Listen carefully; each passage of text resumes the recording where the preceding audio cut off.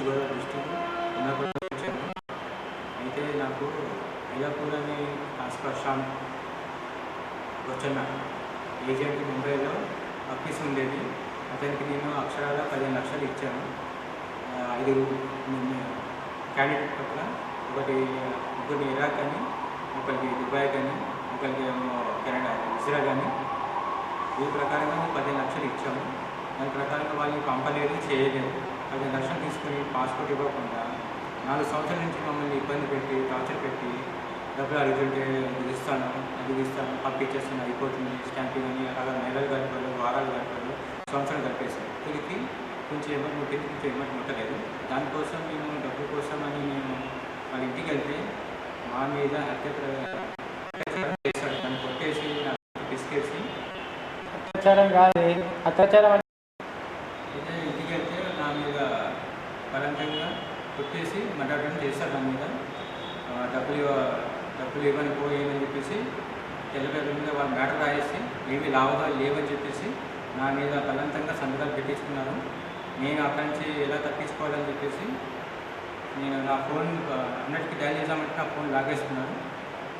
నేను నా ఫ్రెండ్ మహేష్ ఉన్నాడు, నా స్నేహితుడు, ఇద్దరం కలిసి అతని ప్రాణంలో రక్షించాలని చెప్పేసి మేము బయటపడి నందిపేట పోలీస్ స్టేషన్కి వెళ్ళి కంప్లైంట్ ఇవ్వడం జరిగింది.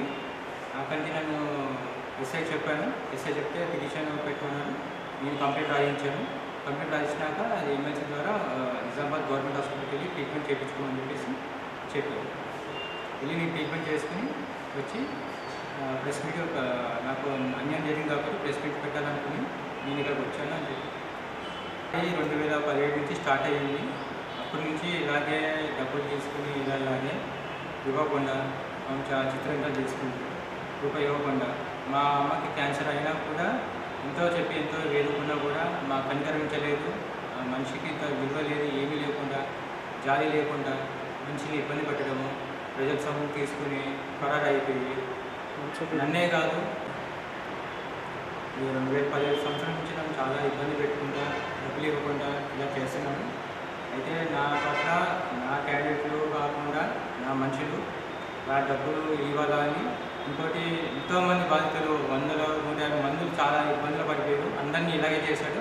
డబ్బులు తీసుకొని గవర్నమెంట్ నుంచి పారిపోయి వాళ్ళు ఉన్న నివాసం ఐలాపూర్ నివాసంలో సర్పంచ్గా నిలబడి ఊళ్ళందరికీ సేవ చేసి డబ్బులంతా ఖర్చు పెట్టి మా డబ్బులతోనే ఖర్చు అన్నీ చేసి ఇల్లు కట్టుకుని పొలాలు కట్టుకుని ఊరంతా ఇచ్చేస్తున్నాడు.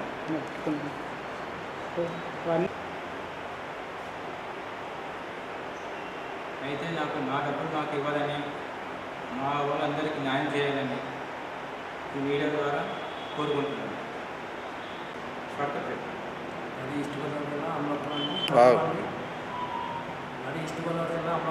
మాది పక్కన కొమ్మేరు పట్టణం. నేను దుబాయ్ వెళ్దామని చెప్పేసి డబ్బులు కట్టాను 90,000 కట్టి నేను దుబాయ్ వెళ్ళాను. దుబాయ్ వెళ్ళిన తర్వాత నన్ను పనులు పెట్టలేదు. పనులు పెట్టడం మానేసి నన్ను 3 నెలల్లో విజయవాడ పంపించారు. అలాగే 1 రోజుల్లో పెడతానని చెప్పేసి అలాగే ఉంచి నన్ను తర్వాత మళ్ళీ ఇరాక్ పంపిస్తాను, 3 లక్షలు కట్టు అని చెప్పేసి అన్నారు. నా దగ్గర అన్ని డబ్బులు లేవు.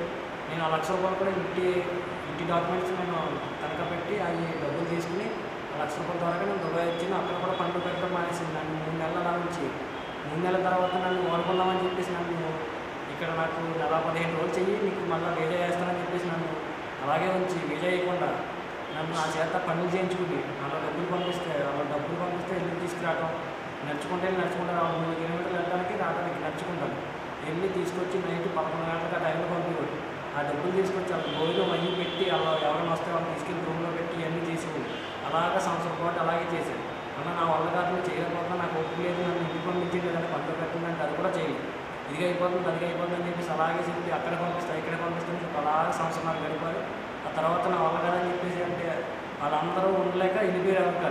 ఎవరికారు ఇంటి దగ్గర నుంచి డబ్బులు రప్పించుకుని వాళ్ళు తినడానికి రప్పించుకునేవారు. నేను ఇంటి దగ్గర నుంచి సొంతంగా ఇంటి దగ్గర నుంచి డబ్బులు రప్పించుకుని తినడానికి అది ఇది చేసుకుని ఉండేవాడిని.